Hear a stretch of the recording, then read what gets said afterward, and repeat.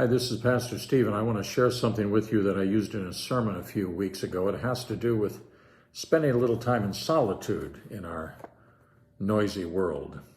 And I'm going to read from Thomas Merton. The world has forgotten the joys of silence, the peace of solitude which is necessary to some extent for the fullness of human living. If a person is locked out of spiritual solitude, that person ceases to be a true person. That person is no longer moved from within, but only from outside oneself. That person no longer makes decisions for oneself, but lets them be made for you.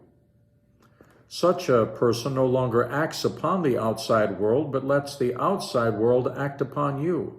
Stop and think about that for a moment. All the time we spend, whether it's watching television or in today's world, are 24/7 with our cell phones and our iPads and iPhones and all of the texting and phone calls that we take.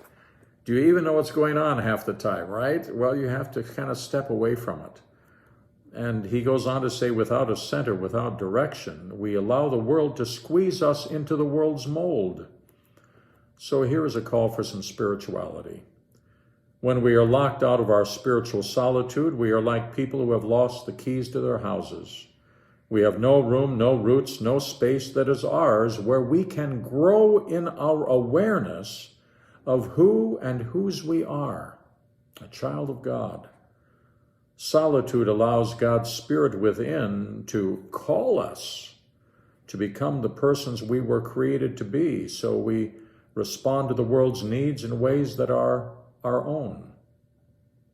And then he has this verse from Romans chapter 12, where St. Paul says, it's a good reminder, do not be conformed to this world, but be transformed by the renewal of your mind, that you may prove what is the will of God, what is good and acceptable and perfect.